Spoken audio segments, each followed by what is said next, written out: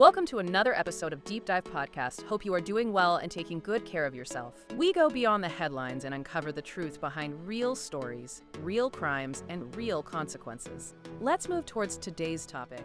When you think of Goa, India, you're probably picturing a very specific kind of fantasy, right? Oh, absolutely. It's this iconic destination defined by, beautiful old Portuguese architecture, these incredible beaches, and of course a nightlife scene that's just famous worldwide for its sense of freedom. It is. It draws millions of people who are looking for exactly that. Yeah. A place where the rules maybe to just relax a little bit. But what's so fascinating here, and what our source material really gets into, is how that marketing of a purely carefree environment can be, well, a bit of a mirage. A mirage. Yeah. I mean, beneath the surface of all that freedom, there's this immense vulnerability. There's this real risk. It's a world that's struggling with some pretty endemic issues from, drug usage to a kind of institutional complacency. And when tragedy strikes, the whole system can just seize up. Exactly. And our mission today is to really unpack a case that just ripped the curtain back on those systemic failures. Right. The 2008 death of a 15-year-old British tourist, Scarlett Keeling. And what followed was, it wasn't straightforward. It was this complex, agonizing 11-year battle for justice. A battle that exposed a deep rot, starting with an initial police cover-up that was later publicly condemned as, and this is a quote, shocking and embarrassing by state ministers. To do this, we've compiled some really extensive accounts, eyewitness testimony, official court records, and they detail Scarlett's very unconventional life, the circumstances around her final hours, and this incredible, just persistent fight waged by her mother, Fiona McVeigh. A fight to force accountability in a foreign legal system that, at first, just tried to dismiss her daughter's death as a simple accident. Just an accident. So let's set the scene. It's February 2008. The Keeling family had temporarily moved about a 4-hour drive south of the main Goan party zone to a place called Gokarna in the next state over, Karnataka. Mostly to save money, right? The trip was getting expensive. Exactly. But an argument was brewing, Valentine's Day was coming up, and Scarlett, who was just 15, was absolutely adamant that she had to get back to Anjuna Beach. Which is the epicenter of the whole Goan party scene. It is. She wanted to go for this huge celebration. And this decision, this single trip back alone, was the one thing that set this whole tragic sequence of events into irrevocable motion. So to really understand the kind of acute vulnerabilities Scarlett was facing in Goa, we first have to unpack her background. And it was extraordinary. This was not a typical 15-year-old on a, structured family vacation. That's really the critical starting point. The sources describe her mother, Fiona McVeigh, as this profoundly independent, almost bohemian figure. I mean, she raised 9 children from 5 different fathers, and she always maintained her status as a single mother. It was a conscious choice, a rejection of conventional family structures. It was, and Fiona's own history kind of speaks volumes about the path she chose. She was raised in public housing in England and, notably, had a previous conviction for attempted manslaughter when she was just 16. And that conviction, it's important to note, stemmed from her stabbing a boss who had sexually assaulted her. So this context establishes a history of navigating trauma and injustice outside of the traditional system. Right, so when it came to her own children, she embraced what she called a free love outlook. She actively chose to raise them outside of those mainstream societal norms. Which meant what exactly? Well, it meant homeschooling the kids, often living in caravans and buses on this 5-acre plot in Devon. They were taught to be self-sufficient, growing their own food, raising livestock like goats and ponies. It was a philosophy that really prioritized independence and freedom over, say, traditional structure or strict rules. And that concept of radical freedom is the thing that becomes so profoundly high risk when you transpose it to the chaotic environment of Goa. Exactly. In 2007, the family, that's Fiona, her then boyfriend Rob Clark, and 7 of the siblings, they sold a pony, pooled their resources, including child benefit money, and they funded an 8-month trip to India. And this is where the consequences of that unstructured parenting style just became severe. They really did. Fiona herself was described as an avid drinker in Goa. And crucially, she extended that same freedom philosophy to her young kids, but without the necessary safeguards you'd expect for minors in a place like that. So while she reportedly steered them away from hard drugs, she was basically letting them make their own choices about drinking, about partying. Which dramatically increased their exposure to danger. I mean, the sources quote one of Scarlett's siblings giving this really stark picture of her life in Goa. The quote is simply, Scarlett's always raving, going out, getting stoned, and being off her face. For a 15-year-old girl. For a 15-year-old, that was the normalized reality. And this exposure, it quickly led Scarlett into a relationship that seemed like it offered some stability, but really just introduced deeper risks. You're talking about Julio Lobo. Yeah, a 25-year-old local tour guide. She got a job with him, helping with boat and snorkeling trips. And, pretty unsurprisingly, given the lack of boundaries, the relationship very quickly became romantic and sexual. Well, it's just fascinating and frankly deeply concerning. Is Fiona's reaction when people raised concerns about this. She was fully aware they were sleeping in the same bed. She knew, and yet she just dismissed any worries. She rationalized it with a statement that essentially condoned it. She said, that's just what kids do around here. That's not just unconventional parenting. I mean, that's a profound failure to assess risk and protect a minor in a complex foreign environment. But the reality for Scarlett was so much darker than just what kids do. The most unsettling detail to come out of the sources is Scarlett's own confession to a friend. She said she felt compelled to keep sleeping with Julio, both literally and sexually. Why? Just to ensure she had a roof over her head. So this shows you her freedom was entirely conditional. She wasn't on some bohemian adventure. She was in a state of deep coercive vulnerability, just struggling for basic security. And that vulnerability is what led directly to this geographical conflict. In January 2008, when the family moved to Gokurna to save money, Scarlett just adamantly insisted on staying behind in Goa. So Fiona's explanation for this was that Scarlett was staying with Julio's humble Christian aunt. A safe, respectable arrangement. But Fiona's boyfriend, Rob Clark, he contradicted that. He offered a much more emotionally complex reason. He suggested Scarlett's insistence on staying was actually driven by these constant severe conflicts with her mother. Fights so explosive they sometimes had to lock Scarlett away. Right. So this suggests a desperate teenager just trying to create distance and independence from her mom, regardless of the danger. And then there was the drug use, the ultimate warning sign. This was revealed right before her final trip. During a visit to Gokurna, Scarlett confessed to Fiona that she had been using ketamine. And for anyone who doesn't know, ketamine it's a powerful anesthetic, but it's tragically infamous as a dissociative drug that's often misused as a date rape drug because of its incapacitating effects. So despite this confession, a 15-year-old admitting to using a highly dangerous, incapacitating substance, Scarlett somehow managed to convince Fiona to let her go back to Anjuna Beach for that Valentine's Day party. Repeating the promise of safety at the aunt's place. Right.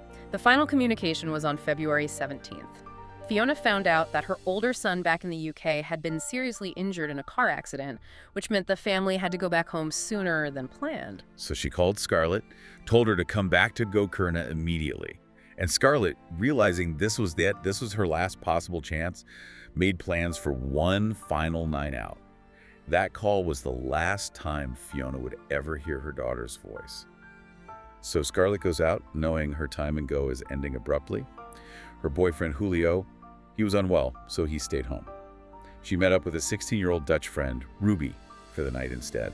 And the sources detail this escalating intoxication. They start with a breezer and a taxi, then head to a place called 9 Bar in Vagor, and then move to a second bar, where they had several more breezers, beer, shots. A lot. And Ruby noted that Scarlett smoked marijuana so frequently that she just seemed perpetually under the influence. Around 1 in the morning, Ruby decides to call it a night. Scarlett hugs her goodbye, but she is completely determined to continue the party alone, and she heads for Anjuna Beach. And this is the moment. This is her transition from being with a friend to being completely isolated and dangerously intoxicated. The crucial timeline really begins near Louis' Shack, which is a popular beach bar. At around 3 a.m., Scarlett was seen just visibly stumbling, drunk, trying to find a lift home. And this state of profound incapacitation is why every single witness account from this point forward is so incredibly critical. This is where we meet Michael Mannion, a British carpenter. He actually saw her fall, he helped her up, and, recognizing how vulnerable she was, he warned away some other people who were approaching her. And the conversation he had with Scarlett right after that is just horrifying. She wasn't just drunk, she told him she'd taken this complex cocktail of hard drugs. What was it? A line of cocaine, a bit of LSD, and 2 ecstasy pills. So by 3 in the morning, this 15-year-old was operating under a massive, potentially life-threatening chemical overload. But instead of leaving, she sort of gravitated toward the employees in the Shack's kitchen. And there, she had Samson Duza, a 30-year-old bartender, and Placido Carvalho, a 39-year-old employee. And another witness, a man named Murray Sager, confirmed seeing Scarlett doing more cocaine with Duza and Carvalho in that kitchen between 3.0 and 5 a.m. So they weren't helping her. They were actively facilitating her getting even more incapacitated. The drugs did their job. They rendered her completely helpless. At around 5 a.m., Michael Mannion saw Murray Sager agreeing to take Scarlett home. But just minutes later, the story turns much darker. Mannion drove into the parking lot behind Louis' shack. Yeah. And in the beam of his scooter's headlight, he saw Scarlett lying totally incapacitated on the gravel floor. And terrifyingly, he saw Samson Duza on top of her. Mannion later admitted he just fled the scene immediately. He said he was in total panic shock. He didn't intervene. And this is corroborated by Murray Sager's account. Sager said he tried to take Scarlett to the parking lot. The Duza appeared, forcibly grabbed her, and just menacingly told Sager to leave. And Sager, intimidated, he abandoned her there with Duza. What makes Mannion's inaction even more fraught is this contextual detail that he actually lived with Samson Duza and Duza's French wife at the time. Oh, wow. Yeah, so that complicated personal relationship might explain his paralyzing fear and, his ultimate decision to prioritize his own safety over reporting an assault in progress. Just 90 minutes later at 6:30 a.m., a local bartender discovered Scarlett's body. She was found semi-naked, face down, in the very shallow waves of Anjuna Beach. Her bikini bottoms and shorts had been forcibly removed and were lying scattered nearby. The initial police response was swift, but it was immediately corrupt.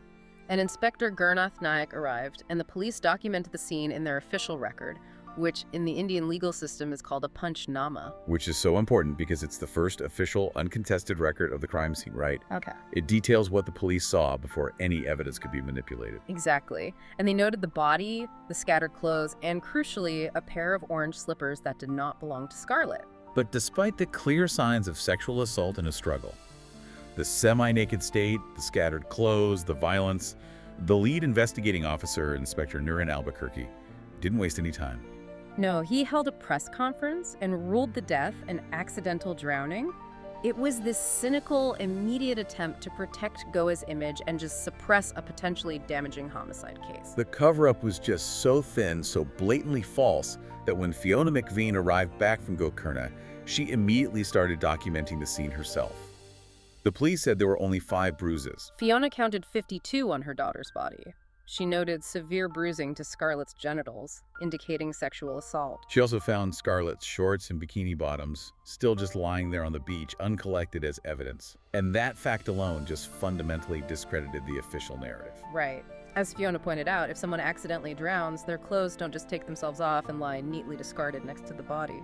Under all this new pressure, the first pathologist, Dr. Silvano Specco, he was forced to backtrack. He admitted he had, quote, verbally expressed the possibility of homicidal drowning. But he claimed he was told by Inspector Albuquerque to deliberately treat it as an accident. And on top of that, Specco had failed to perform the most basic duties. He never conducted a proper rape test or did any DNA testing. The initial cover-up was total. It involved the police hierarchy and the medical examiner's office. So Fiona's own counter-investigation, which was just fueled by this righteous anger, it became the engine for justice. She fought relentlessly for a second independent autopsy because she knew that first report was totally compromised. And that second autopsy, which was finally performed on March 3rd, 15 days after Scarlett's body was found, it just shattered the police's narrative.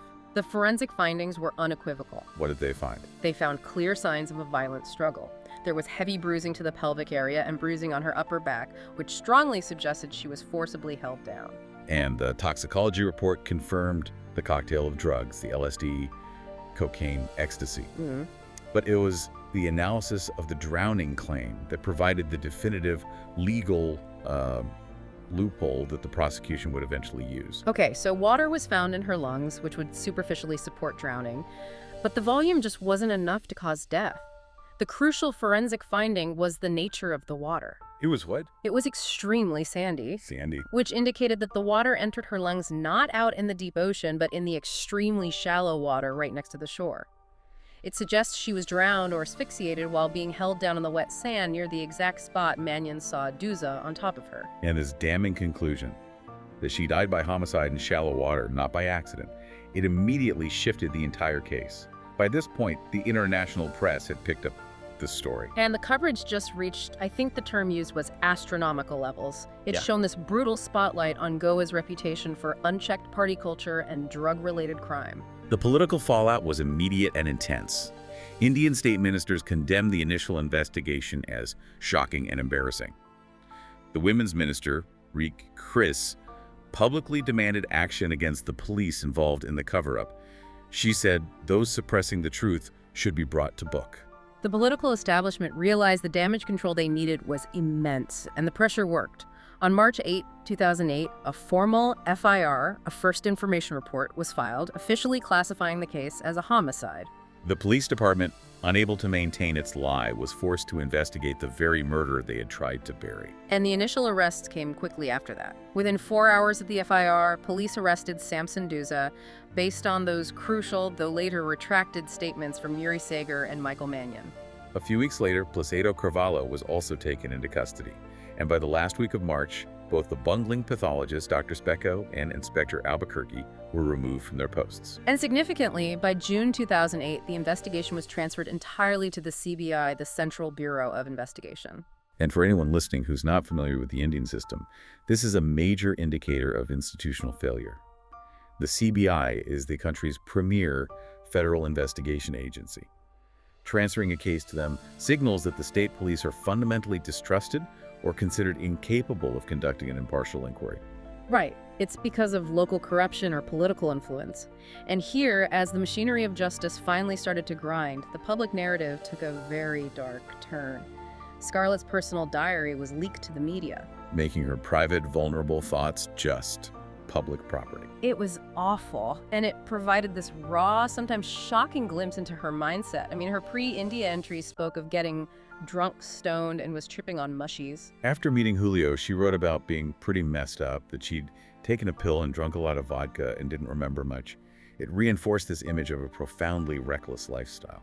But the later entries, the ones about Julio, are just truly tragic. They show her entrapment. She wrote, "I think Julio is just using me. He treats me like I'm only with him for his money or sex. I want to go home, but I'm stuck." And that final, desperate, undated entry, "I really don't know what to do. I wish something big would happen to make my decision final." This exposure, unfortunately, it provided this convenient weapon for anyone who wanted to distract from the official corruption. It gave critics a free pass to engage in severe victim shaming. Scarlett was judged as a slut, or a girl, easy to get, which effectively shifted the media and public focus away from the heinous nature of the crime and the police's cover-up. The institutional defense was to attack the morality of the victim. And Fiona had to fight that narrative too. She revealed that Scarlett was actually living alone in a rented room, not with Julio's aunt as she had promised, a fact that was confirmed when Scarlett had mentioned a room key.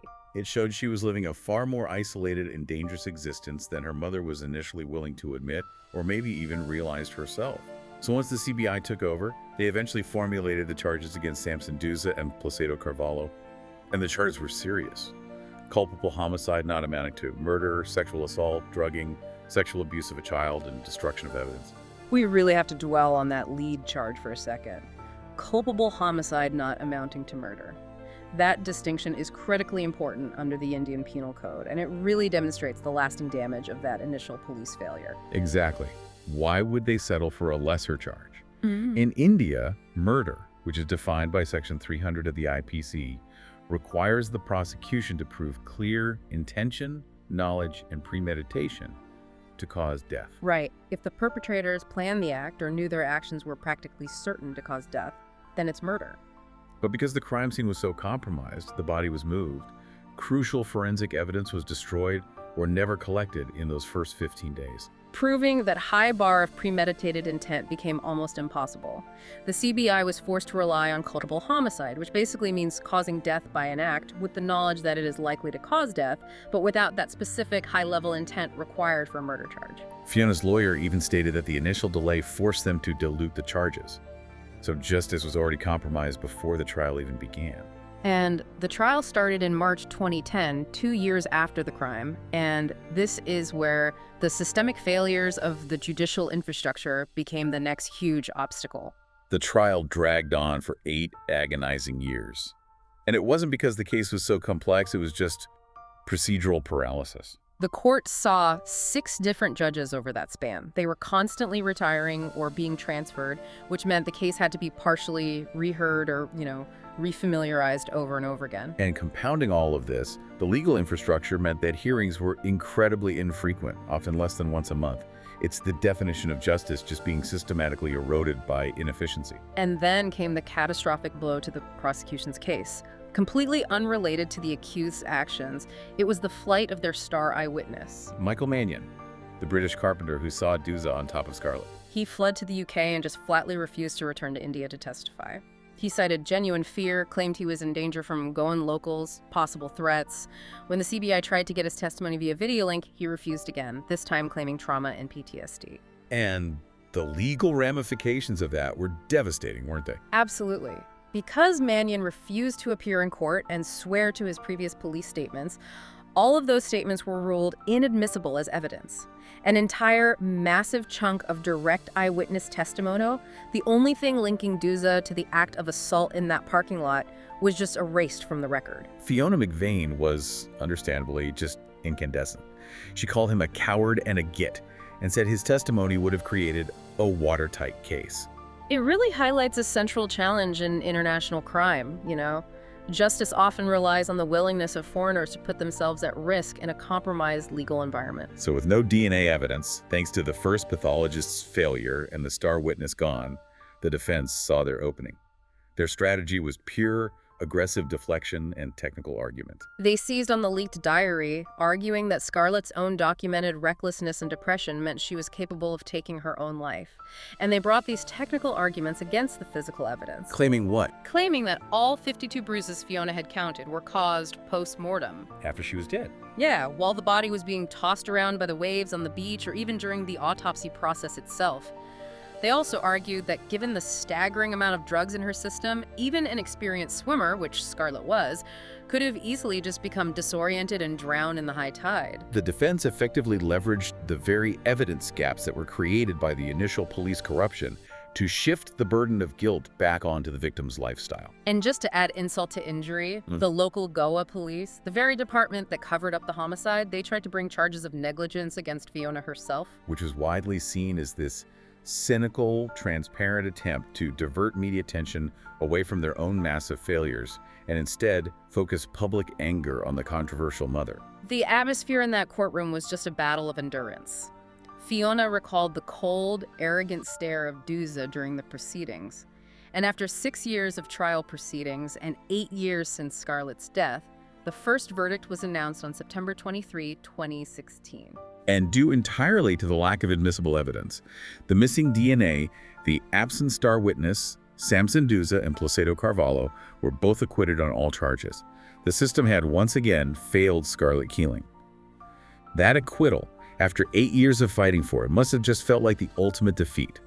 But Fiona and the CBI, they immediately mobilized. They challenged the verdict in the Bombay High Court, and this marked a new, crucial phase in the whole pursuit of justice. The CBI argued very vigorously that the lower children's court had failed to apply judicial mind.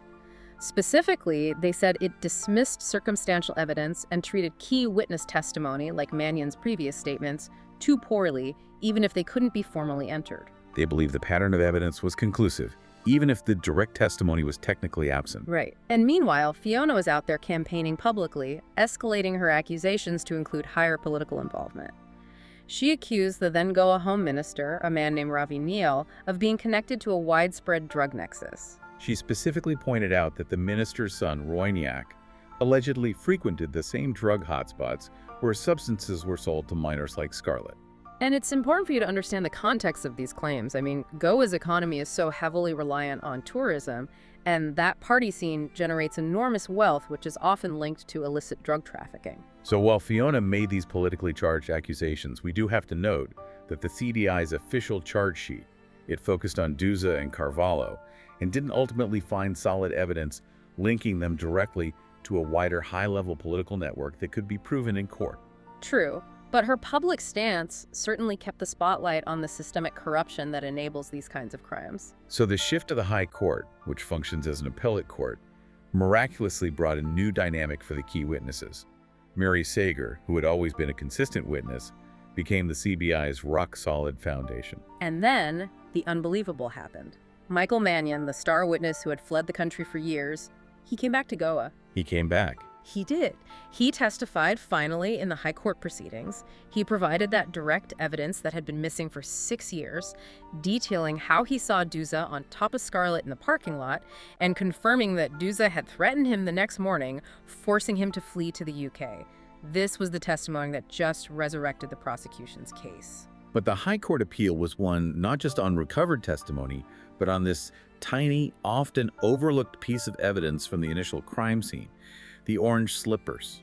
The orange slippers, remember those? They were noted in the first police officer's punchnama, but they were never secured as evidence. So the prosecution introduced this powerful piece of circumstantial evidence linking those slippers directly to Samson Duza through the testimony of a waiter named Chandru Chavan. And Chavan testified that the day after the murder, Duza was near the crime scene and was just anxiously looking for his lost slippers. Duza asked Chavan to go get the slippers for him. Chavan refused at first, but Duza then sort of used a power dynamic, conditioning Chavan's request for early leave on him retrieving the footwear. So Chavan reluctantly brought them back, only for Duza to do something very strange. He immediately, suspiciously, placed them in a plastic bag instead of just putting them on and wearing them home. And the High Court Justice R.D. Dhanuka's analysis of this seemingly trivial act was decisive. The justices wrote that in the normal course of things, Duza would have just picked up his own slippers. But this strange, unusual, and guilty post-crime conduct, getting someone else to handle them and then immediately bagging them, indicated a guilty mental state.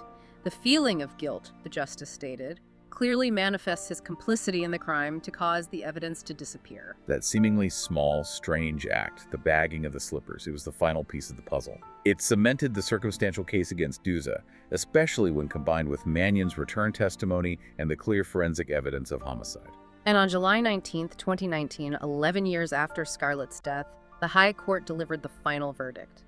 Samson Duza was found guilty on all 5 charges. Culpable homicide, administering a stupefying substance, sexual assault, abusing a child, and tampering of evidence. He was sentenced to 10 years in prison and a fine of 2.6 lakh rupees. Which, just for context, is 260,000 rupees. A significant penalty for a local resident, though maybe a minor sum when you think about the vast legal and emotional costs of this case.